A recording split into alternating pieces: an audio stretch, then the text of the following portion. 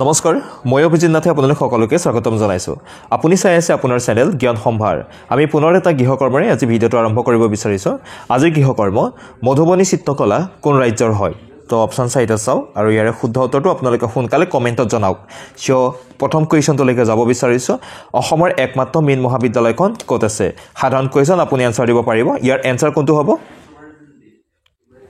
ইয়াৰ right answer হ'ব option number এ ৰহা অসমৰ একমাত্ৰ মেইন মহাবিদ্যালয়খন ক'ত আছে মেইন মহাবিদ্যালয়খন ৰহাত আছে আমি পিছৰ এটা প্ৰশ্ন চাও আমি ইতিমধ্যে 100 MCQ লৈ কেইবাটাও ভিডিও আপলোড কৰিছো আপোনালোকৰ সুবিধাৰ বাবে আপোনালোকে ডেসক্ৰিপচন বক্সত গৈ পেলাই আপোনালোকে আটাইকেইটা ভিডিও চাই ল'বগে পাৰে লিংকখিনি তাতে দি দিম সো হোৱাটছআপত আপুনি জয়েন হ'ব পাৰে তো আমি যিখিনি আমাৰ প্ৰয়োজনীয় নোট আছে PDF আছে আমি এইখিনি তাতে শ্বেয়াৰ কৰিম তো চেনেলটো সাবস্ক্ৰাইব কৰিব নাপাহৰিব এনে ধৰণৰ ভিডিওসমূহ প্ৰতিদিনে লাভ কৰিবৰ বাবে নেক্সট কোৱেশ্চন আমি হাতত লৈছো অসমৰ আয়ুৰ্বেদিক মহাবিদ্যালয় ক'ত আছে আহিব এনে কোৱেশ্চন তো ৰাইট আনসাৰটো আপুনি ক'ব আয়ুৰ্বেদিক মহাবিদ্যালয় ইয়াৰে শুদ্ধ উত্তৰ হ'ব অপচন নম্বৰ সি অসমৰ কৈছে আয়ুৰ্বেদিক মহাবিদ্যালয় গুৱাহাটীত আছে আমি নেক্সট কোৱেশ্চন চাও নেক্সট কোৱেশ্চন অসমৰ আঞ্চলিক কৃষি গৱেষণা কেন্দ্ৰ ক'ত আছে ইয়াতে কি সুধিছে আমাক সুধিছে কৃষি গৱেষণা কেন্দ্ৰ সো অপচন কিটা আপুনি এবাৰ চাই লওক তো ইয়াৰ ৰাইট আনসাৰ হ'ব অপচন নম্বৰ কোনটো শুদ্ধ হ'ব Titabar option number D Titabar আমি নেক্সট কোৱেশ্চন চাও অসমৰ কোন ঠাইত আতচবাজি শিল্প কেন্দ্ৰ অৱস্থিত ওকে অসমৰ কোন ঠাইত আতচবাজি শিল্প কেন্দ্ৰ অৱস্থিত অপচন চাইটা আপুনি এবাৰ চাওক আৰু ইয়াৰ আনসাৰটো দিব ইয়াৰ ৰাইট আনসাৰ হ'ব option number B okay option number B বৰপেটাত নেক্সট কোৱেশ্চন চাও আমি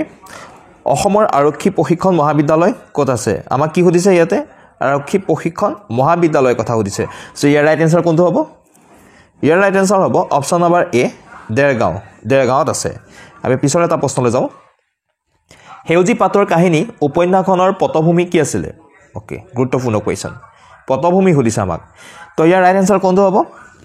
ইয়াৰ ৰাইট আনসাৰ হ'ব অপচন নম্বৰ বি চাহবাগানৰ ওপৰত ভিত্তি কৰি পেলাই হেউজি পাতৰ কাহিনী যিখন উপন্যাস এখন ৰচনা কৰিছিল আমি কোৱেশ্চন নম্বৰ 7 লৈ যাও সংবিধান দিৱস কেতিয়া পালন কৰা হয় সাধাৰণ কোৱেশ্চন আপুনি ইয়াৰ আনসাৰ লগালগ দিব পাৰিব কোনটো হ'ব ইয়াৰ ৰাইট আনসাৰ হ'ব অপচন নম্বৰ বি 26 নৱেম্বৰ নেক্সট কোৱেশ্চন কাঞ্চন বৰুৱা কোনজন অসমীয়া সাহিত্যিকৰ ছদ্মনাম হয় ছদ্মনামসমূহ চাব কৈ আছিল সো আনসাৰ কওক ৰাইট আনসাৰ হ'ব option number A Bhuban Mohan বৰুৱাক আমি কি বুলি জানো কাঞ্চন বৰুৱা হিচাপে জানো পিছৰ এটা প্ৰশ্ন হয়গ্ৰীৱ মাধৱ মন্দিৰ কোন পাহাৰত অৱস্থিত এডিয়াৰে তেনেকুৱা কোৱেশ্চন আহিছিল আপোনালোকৰ নিশ্চয় মনত আছে কোন পাহাৰত আছে সুধিছে অপচন গিটা চাও আনসাৰটো কওক ইয়াৰ ৰাইট আনসাৰ হ'ব অপচন নম্বৰ সি মণিকুট পাহাৰত আছে নেক্সট চাও হোমেন বৰগোহাঁয়ে কোনখন উপন্যাসৰ বাবে সাহিত্য একাডেমী বঁটা লাভ কৰিছিল অপচন চাইটা চাওক আৰু আনসাৰটো কওক তো ইয়াৰ ৰাইট আনসাৰ কোনটো হ'ব ইয়াৰ ৰাইট আনসাৰ হ'ব অপচন নম্বৰ সি পিতা পুত্ৰ গ্ৰন্থৰ বাবে হোমেন বৰগোহাঁয়ে কি কৰিছিল সাহিত্য একাডেমী বঁটা লাভ কৰিছিল সো আমি নেক্সট কোৱেশ্চন চাও অসমৰ আটাইতকৈ সৰু জিলা কোনখন সুধিছে তো ইয়াৰ ৰাইট আনসাৰটো কওক এটো অলপ কন্ট্ৰভাৰ্সি থকা কোৱেশ্চন হয় অপচন কিটা আপোনালোকে খালি চাই ল'ব যেটা আপুনি কোৱেশ্চনত পাব অপচন কিটা চাই ল'ব তো ইয়াত যিকিটা অপচন আছে ইয়াৰ অনুযায়ী ৰাইট আনসাৰটো কোনটো হ'ব অপচন নম্বৰ বি টো শুদ্ধ হ'ব দক্ষিণ হালমৰা ওকে দক্ষিণ হালমৰা সো আমি পিছৰ এটা প্ৰশ্ন চাই লওঁ দেৱকান্ত বৰুৱাৰ একমাত্ৰ কবিতা পুথিখনৰ নাম লিখা কাৰ সুধিছে দেৱকান্ত বৰুৱাৰ সুধিছে কি সুধিছে আমাক ইয়াতে কবিতা পুথি কথা সুধিছে তো ৰাইট আনসাৰ কওক ইয়াৰ ৰাইট আনসাৰ হ'ব অপচন নম্বৰ এ সাগৰ দেখিছাখনৰ বাবে দেৱকান্ত বৰুৱাই কি কৈছিলে সো তেওঁ একমাত্ৰ কবিতা পুথি হয় সো আমি নেক্সট কোৱেশ্চন লৈকে যাও okay next question cotton college কেতিয়া প্ৰতিষ্ঠা কৰা হৈছিল সাধাৰণ কোৱেশ্চন এটো জানিব আপোনালোকে ৰাইট আনসাৰটো জলদি কওক অপচন নম্বৰ এ হ'ব 1901 চনত পিছৰ প্ৰশ্ন চকৰি ফেটি বুৰঞ্জী কোনে লিখিছিল এখন খুব গুৰুত্বপূৰ্ণ বুৰঞ্জী হয় তো আমাক সুধিছে কোনে লিখিছিল তো কওক অপচন কেইটা চাওক আনসাৰটো ক'ব যত্ন কৰক ৰাইট আনসাৰ হ'ব option number D Numali Borgohain আমি পিছৰ এটা কোৱেশ্চন চাও ওকে পদাৰ্থৰ চতুৰ্থ অৱস্থাটো কি বুলি কোৱা হয় এনে ধৰণৰ কোৱেশ্চন আহিব সায়েন্সৰ কোৱেশ্চন হয় পদাৰ্থৰ চতুৰ্থ অৱস্থাটোৰ কথা সুধিছে তো ৰাইট আনসাৰ কওক ইয়াৰ ৰাইট আনসাৰ হ'ব অপচন নম্বৰ এ প্লাজমা নেক্সট কোৱেশ্চন চাও খানসি মিছাৱা কোন জনগোষ্ঠীৰ নৃত্য হয় নৃত্যসমূহৰ ওপৰত কোৱেশ্চন আহিব আপোনালোকৰ হয়নে সো ইয়াৰ ৰাইট আনসাৰটো দিব যত্ন কৰক ইয়াৰ ৰাইট আনসাৰ হ'ব অপচন নম্বৰ সি তিৱাসকলৰ তিৱাসকলৰ কি বুলি কোৱা হৈছিলে খাংচি মিছাৱা তিৱাসকলৰ এটা নৃত্য হয় পিছৰ এটা প্ৰশ্ন আমি চাই লওঁ কোনখন গ্ৰন্থ কাশ্মীৰ বুৰঞ্জীৰ তথ্য সন্মিলিত উৎস ওকে ইয়াতে এইটো কথা হৈছে কোনখন গ্ৰন্থ কাশ্মীৰ বুৰঞ্জীৰ তথ্য সন্মিলিত এটা উৎস হয় তো ৰাইট এনসাৰ কওকচোন ৰাইট এনসাৰ কোনটো হ'ব অপচন নম্বৰ এ হ'ব লাইলা মজনুখন কি আছে কাশ্মীৰী এখন বুৰঞ্জীত তথ্য সন্মিলিত এটা উৎস হয় নেক্সট আমি চাওঁ জোনবিল মেলা কোন জিলাত অনুষ্ঠিত হয় ওকে এইটো সাধাৰণ কুৱেশ্যন আপোনালোকে পাৰিব জোনবিল মেলাৰ কথা সুধিছে ৰাইট এনসাৰ হ'ব অপচন নম্বৰ বি মৰিগাঁৱত এইটো কুৱেশ্যন আহে আকৌ দেই চ' আমি পিছৰ এটা কুৱেশ্যন চাই লওঁ ভাৰতৰ ডাঙৰ মৰুভূমিখনৰ নাম কি ভাৰতৰ আটাইতকৈ ডাঙৰ মৰুভূমিখনৰ কথা সুধিছে কোনটো হ'ব ৰাইট এনসাৰ হ'ব অপচন নম্বৰ এ থৰ মৰুভূমি তো এটা ক্লিয়াৰ কৰিব সাহাৰা মৰুভূমিখনৰ সৈতে কেতিয়াবা খেলিমেলি হয় তো ভাৰতৰ কথা হৈছে ন থৰ মৰুভূমি হ'ব তো আমি নেক্সট এটা কুৱেশ্যন চাই লওঁ ভাৰতৰ জাতীয় কংগ্ৰেছ দল কেতিয়া গঠন কৰা হৈছিলে সাধাৰণ কুৱেশ্যন পাৰিব এইটো এনসাৰ দিব উত্তৰ কোনটো হ'ব অপচন নম্বৰ কোনটো হ'ব অপচন নম্বৰ বি 1885 চনত ওকে 1885 চনত চ' আমি নেক্সট কুৱেশ্যনটো চাই লওঁ অসমৰ কোনটো স্থান পঞ্চতীৰ্থ নামেৰে জনাজাত অসমৰ কোনটো স্থানক কি আছে পঞ্চতীৰ্থ হিচাপে জনা যায় তো ৰাইট এনসাৰ কোনটো হ'ব ইয়াৰ ৰাইট এনসাৰ হ'ব অপচন নম্বৰ ডি হাজোক কি বুলি কোৱা হয় অসমৰ পঞ্চতীৰ্থ বুলি কোৱা হয় নেক্সট কোনখন মহাদেশক দ্বীপ মহাদেশ বুলি কোৱা হয় ইয়াতে দ্বীপ মহাদেশৰ কথা সুধিছে কোনখন মহাদেশক সুধিছে আৰু দ্বীপ মহাদেশ বুলি কোৱা হয় সুধিছে ৰাইট এনসাৰ কওক চ' ইয়াৰ ৰাইট এনসাৰ কোনটো হ'ব অপচন নম্বৰ ডি অষ্ট্ৰেলিয়াক দ্বীপ মহাদেশ বুলি কোৱা হয় পিছৰ এটা প্ৰশ্ন চাওঁ প্ৰধানকৈ সোণালী বান্দৰ কোনখন ৰাষ্ট্ৰীয় উদ্যানত পোৱা যায় এনেধৰণৰ কুৱেশ্যন এডিআৰিটো আহিছে তো ৰাইট এনসাৰ কওক পাৰিব লাগিব এইটো ইয়াৰ ৰাইট এনসাৰ হ'ব অপচন নম্বৰ কোনটো হৈ যাব এ হয় নহয় ৰায়মনাত পোৱা যায় ন ওকে সৰি ৰায়মনাত পোৱা যায় নেক্সট কুৱেশ্যন চাই লওঁ আমি হাজাৰ হ্ৰদৰ দেশ বুলি কোনখন দেশক জনা যায় হাজাৰ হ্ৰদৰ দেশ তো পাৰিব লাগিব এইটো কুৱেশ্যন ৰাইট এনসাৰ কি হ'ব ইয়াৰ ৰাইট এনসাৰ হ'ব অপচন নম্বৰ কোনটো হ'ব এ ফিনলেণ্ডক হাজাৰ হ্ৰদৰ দেশ বুলি কোৱা হয় তো আমি এটা নেক্সট কুৱেশ্যন চাই লওঁ অসমত মুঠ মহকুমা কিমান আছে আমি অলপ দিনৰ আগতে আঞ্চলিক পঞ্চায়তৰ কথা আলোচনা কৰিছিলোঁ মনত আছেনে আজি আমি মহকুমাৰ কথা কৈছোঁ চ' কোনটো হ'ব ৰাইট এনসাৰ ইয়াৰ ৰাইট এনসাৰ হৈ যাব অপচন নম্বৰ বি 78টা আছে অসমত মহকুমা নেক্সট এটা চাওঁ কিমান চনত বংগৰ পৰা অসম পৃথক কৰা হৈছিলে ওকে এতিয়া খুব গুৰুত্বপূৰ্ণ কুৱেশ্যন বংগৰ পৰা অসম পৃথক কৰা হৈছিলে ৰাইট এনসাৰ কওক চ' ইয়াৰ ৰাইট এনসাৰ হ'ব অপচন নম্বৰ বি 1874 চনত বংগৰ পৰা অসমক পৃথক কৰা হৈছিলে নেক্সট কুৱেশ্যন অৰ্জুন বঁটা লাভ কৰা প্ৰথম অসমীয়া কোন আছিলে এইটো আৰু সাধাৰণ কুৱেশ্যন আমি সকলোৱে পাৰিম দেখাৰ লগে লগে এনসাৰ দিব লাগিব কি আছিলে বাৰু অপচন নম্বৰ চি হয়নে অপচন নম্বৰ চি অৰ্জুন বঁটা লাভ কৰা নেক্সট চাওঁ আমি ওকে নেক্সট সৰি নলিনীবালা দেৱীয়ে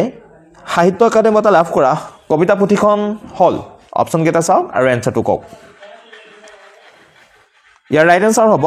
অপচন নম্বৰ চি অলকানন্দৰ বাবে কি কৈছিলে সাহিত্য একাডেমী বঁটা লাভ কৰিছিলে কোনে নলিনীবালা দেৱীয়ে 30 নম্বৰ কুৱেশ্যনটো চাই লওঁ প্ৰথম অসমীয়া শিশু চলচ্চিত্ৰখনৰ নাম কি ইয়াতে শিশু চলচ্চিত্ৰৰ কথা সুধিছে আৰু প্ৰথম অসমীয়া কৈছে তো ৰাইট এনসাৰ কওক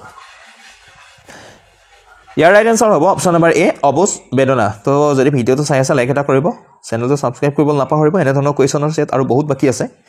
তো নেক্সট চাওঁ আমি ইন্দিৰা মিৰিৰ জীৱন ভিত্তিক অনুৰাধা শৰ্মা পূজাৰী ৰচনা কৰা উপন্যাসখন হ'ল এইবিলাক বহুত গুৰুত্বপূৰ্ণ এইটো কুৱেশ্যন তো ৰাইট এনসাৰ কওক আপুনি ইয়াৰ ৰাইট এনসাৰ হ'ব অপচন নম্বৰ ডি মেৰেংখন কি কৰিছিলে ইন্দিৰা মিৰিৰ জীৱন ভিত্তিক অনুৰাধা শৰ্মা পূজাৰীয়ে ৰচনা কৰা এখন উপন্যাস ওকে আমি এটা নেক্সট কুৱেশ্যন চাই লওঁ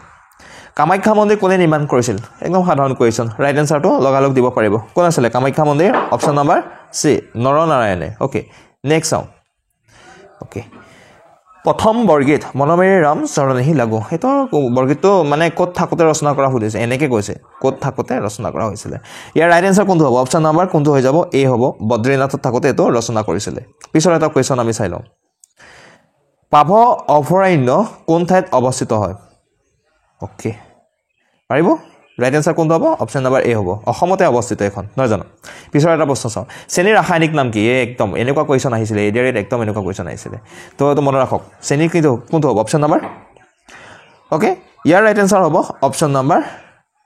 বি সুক্ৰ'জ ওকে নেক্সট চাওঁ সোণৰ ৰাসায়নিক সংকেত কুৱেশ্যন এইটো এডিৰেট আহি গৈছে ৰাইট এনসাৰ কওক সোণৰ কি আছিলে ৰাইট এনসাৰ হ'ব option number A sorry C A U option number C টো শুদ্ধ হ'ব এ ইউ সোণৰ ৰাসায়নিক সংকেত খুব গুৰুত্বপূৰ্ণ এটো নেক্সট কুৱেশ্যন পোংগল এটা শস্য চপোৱা উৎসৱ দেশৰ বাবে উৎসৰ্গা কৰা হয় এটা কোন দেৱতাক উৎসৰ্গা কৰি পেলাই পোংগল উৎসৱটো পালন কৰা হয় কুৱেশ্যনটো খুব গুৰুত্বপূৰ্ণ হয় অপশ্যন কোনটো শুদ্ধ হ'ব ইয়াৰে শুদ্ধ হৈ যাব অপশ্যন নম্বৰ ডি মনত ৰাখিব সূৰ্য দেৱতাক উৎসৰ্গা কৰি পেলাই পোংগল উৎসৱটো পালন কৰা হয় ওকে এটা পিছৰ এটা কুৱেশ্যন চাই লওঁ আকৌ অসমৰ জাপি শিল্পৰ বাবে কোনখন জিলা বিখ্যাত বা অসমৰ জাপি শিল্প কোনখন জিলাত আছে ওকে এনসাৰ কওক এতিয়া ইয়াৰ ৰাইট এনসাৰ হৈ যাব অপশ্যন নম্বৰ এ নলবাৰীখন কি আছে জাপি শিল্পৰ বাবে বিখ্যাত জাপি বুজি পাইছে ওকে পিছৰ প্ৰশ্ন চাই লওঁ 2024 চনত অসমীয়া সাহিত্য একাডেমী বঁটা কোনে লাভ কৰিছিলে কিমান চনৰ কথা সুধিছে ইয়াতে 2024 চনৰ কথা সুধিছে তো 2024 চনত অসমীয়া সাহিত্য একাডেমী বঁটা অপশ্যন কেইটা চাওক আৰু এনসাৰ কওক ইয়াৰ ৰাইট এনসাৰ কোনটো হৈ যাব option number D Manoj Kumar গোস্বামীয়ে লাভ কৰিছিলে হ'ব পিছৰ এটা কুৱেশ্যন চাওঁ সৰি অৰুণাচল প্ৰদেশে কোনখন দেশৰ সৈতে সীমাভাগ নকৰে কোনে সুধিছে অৰুণাচল প্ৰদেশে কুৱেশ্যনটোত সুধিছে আৰু সীমাভাগ নকৰে বুলি কৈছে ৰাইট এনসাৰটো কওক এতিয়া ইয়াৰ ৰাইট এনসাৰ কোনটো হৈ যাব ইয়াৰ ৰাইট এনসাৰ হৈ যাব অপশ্যন নম্বৰ বি নেপালৰ লগত কিছে সীমাভাগ নকৰে কোনে অৰুণাচল প্ৰদেশে তো গোটেই নৰ্থ ইষ্টৰ এই গোটেই জিঅ'গ্ৰাফিকেলি যেটো বাউণ্ডাৰী আছে একবাৰ চেক কৰি ল'ব কেইবাটাও কুৱেশ্যন আগৰ ভিডিঅ'সমূহত আলোচনা কৰিলোঁ ইতিমধ্যে পিছৰ প্ৰশ্ন চাওঁ কুৱেশ্যন নম্বৰ 41 বিশ্বৰ একমাত্ৰ ভাসমান হ্ৰদ যেটো ফ্লোটিং লেক বুলি কোৱা হয় পৰ্যটনৰ অন্যতম বিখ্যাত আকৰ্ষণ ভাৰতৰ কোনখন ৰাজ্যত ই অৱস্থিত ওকে এনসাৰটো এটা ক'ব যত্ন কৰক অপশ্যন চাওক ৰাইট এনসাৰ কওক ইয়াৰ ৰাইট এনসাৰ হ'ব অপশ্যন নম্বৰ বি মণিপুৰত অৱস্থিত হয় হ'ব পিছৰ এটা কুৱেশ্যন চাই লওঁ উত্তৰ পূব ভাৰতৰ লুচাই হিল বুলিলে তলৰ কোনখন ৰাজ্যক জনা যায় তো আমি যোৱাবাৰ মিকিৰ হিলৰ ওপৰত কুৱেশ্যন আহি গৈছে ইতিমধ্যে মিকিৰ হিলৰ ওপৰত কুৱেশ্যন আহি গৈছে সো আহি যাব পাৰে এইটো কুৱেশ্যন ৰাইট এনসাৰ কওক ৰাইট এনসাৰ হ'ব অপশ্যন নম্বৰ চি মিজোৰাম হ'ব মিজোৰামক জনা যায় পিছৰ এটা কুৱেশ্যন চাই লওঁ ঢোলৰ আলি কোনজন আহোম স্বৰ্গদেউৰ দিনত বন্ধোৱা হৈছিলে অপশ্যন চাওক ৰাইট এনসাৰ কওক পাৰিব এইটো এনসাৰ দিব সহজ কুৱেশ্যন ইয়াৰ ৰাইট এনসাৰ হ'ব অপশ্যন নম্বৰ এ গদাধৰ সিংহৰ দিনত নেক্সট কুৱেশ্যনটা চাই লওঁ আকৌ পানামা খালে সীমা নিৰ্ধাৰণ কৰা মহাদেশ দুখন কোন দুখন অপশ্যন চাওক আৰু এনসাৰ কওক ইয়াৰ ৰাইট এনসাৰ হৈ যাব পানামা খালৰ কথা সুধিছে option number A option A উত্তৰ আমেৰিকা আৰু দক্ষিণ আমেৰিকা কি কৰা হৈছে দক্ষিণ আমেৰিকাৰ মাজত সীমা নিৰ্ধাৰণ কৰা হৈছে পিছৰ প্ৰশ্ন ইউৰোপ আৰু আফ্ৰিকা মহাদেশৰ মাজৰ সীমা দেশ সাগৰে নিৰ্ণয় কৰিছে কি সাগৰে নিৰ্ণয় কৰিছে ইউৰোপ আৰু আফ্ৰিকাৰ মাজৰ সীমা অপশ্যন চাওক এনসাৰ ক'ব যত্ন কৰক পাৰিব লাগিব ইয়াৰ শুদ্ধ উত্তৰ হ'ব অপশ্যন নম্বৰ এ ভূমধ্য সাগৰে কি কৰিছে সীমা নিৰ্ণয় কৰিছে নেক্সট এটা কুৱেশ্যন চাই লওঁ আমি নাথুলা মাউণ্টেইন পাছ কোন ৰাজ্যত অৱস্থিত এই পাছবিলাকৰ বিষয়ে কুৱেশ্যন আহে ইয়াৰ আগৰ এটা ভিডিঅ'টো ভালেকেইটা পাছৰ ওপৰত আলোচনা কৰিছিলোঁ ডেছক্ৰিপশ্যন বক্সত একবাৰ চাই পেলাই চেক কৰি ল'ব নাথুলা পাছৰ কথা হৈছে কওক ৰাইট এনসাৰ কি হ'ব ইয়াৰ ৰাইট এনসাৰ হৈ যাব অপশ্যন নম্বৰ এ ছিকিমত আছে পিছৰ এটা কুৱেশ্যন চাই লওঁ এছিয়াৰ দীৰ্ঘতম নদীখনৰ নাম কি এছিয়াৰ দীৰ্ঘতম নদী ওকে কওক ইয়াৰ ৰাইট এনসাৰ কোনটো হ'ব ইয়াৰ ৰাইট এনসাৰ হৈ যাব এছিয়াৰ বুলি কৈছে অপশ্যন নম্বৰ এ ইয়াং চিকিয়াং তো নামটো ক'ৰবাত অলপমান বেলেগ পাব পাৰে হ'ব ইয়াংজে বুলি পাব পাৰে আপোনালোকে ইয়াংজে বুলি পাব পাৰে চ' মন দিব খালি কথাটো পিছৰ কুৱেশ্যন চাওঁ দক্ষিণ পূব এছিয়াৰ ৰামায়ণ গৱেষণা কেন্দ্ৰৰ প্ৰতিষ্ঠাপক কোন আছিলে এইটো এটা খুব গুৰুত্বপূৰ্ণ কুৱেশ্যন দেই দক্ষিণ পূব এছিয়াৰ ৰামায়ণ গৱেষণা কেন্দ্ৰৰ প্ৰতিষ্ঠাপকজনৰ নাম সুধিছে ৰাইট এনসাৰ কওক অপশ্যন নম্বৰ চি শুদ্ধ হ'ব মামণি ৰয়ছম গোস্বামী আছিলে দক্ষিণ পূব এছিয়াৰ ৰামায়ণ গৱেষণা কেন্দ্ৰৰ প্ৰতিষ্ঠাপক কুৱেশ্যন নম্বৰ 49 চাওঁ কোন চনৰ পৰা অসম চৰকাৰে ক্ৰমে অসম বৈভৱ অসম সৌৰভ আৰু অসম গৌৰৱ এই বঁটা তিনিটা অসামৰিক বঁটা এইকেইটা প্ৰৱৰ্তন কৰিছে তো ৰাইট এনসাৰ ক'ব যত্ন কৰক ইয়াৰ বিষয়ে আমি আগৰ ভিডিঅ'ত পুংখানুপুংখভাৱে আলোচনা কৰিছোঁ ফাৰ্ষ্ট কোনে পাইছিলে লাষ্ট কোনে পাইছিলে তালৈকে আলোচনা কৰিছিলোঁ চেক কৰি ল'ব এবাৰ ডেছক্ৰিপশ্যনৰ লিংকটো দি দিছোঁ অপশ্যন চাওক আৰু ৰাইট এনসাৰ কওক ইয়াৰ শুদ্ধ উত্তৰ হৈ যাব অপশ্যন নম্বৰ চি অ'কে বঢ়িয়া 2021 চনৰ পৰা এইটো বঁটা প্ৰদান কৰা হৈছিলে মনত ৰাখিব চ' লাষ্ট কুৱেশ্যনটো চাই লওঁ একবাৰ আজিৰ লাষ্ট কুৱেশ্যনটো চেন্নাইত অৱস্থিত ভাৰতৰ দীৰ্ঘতম সাগৰ তীৰৰ নাম কি সুধিছে চ' কুৱেশ্যন কেনেকুৱা পাইছে যদি লাষ্টলৈকে ভিডিঅ'টো চাইছে জনাব তো ইয়াতে সুধিছে চেন্নাইত অৱস্থিত ভাৰতৰ দীৰ্ঘতম সাগৰ তীৰৰ নাম কি সুধিছে ৰাইট এনসাৰ কওক অপশ্যন নাম্বাৰ কোনটো শুদ্ধ হৈ যাব ইয়াৰে শুদ্ধ হৈ যাব অপশ্যন নাম্বাৰ এ মেৰিনা সাগৰ তীৰ হৈছে ভাৰতৰ হৈছে দীৰ্ঘতম সাগৰ তীৰ তো 50টা কুৱেশ্যন আলোচনা কৰি দিলোঁ আপোনালোকৰ কেনে পালে জনাব চ' হোমৱৰ্কটো পুনৰবাৰ দেখাই দিছোঁ হোমৱৰ্কটোৰ এনসাৰ দিবলৈ নাপাহৰিব থেংক ইউ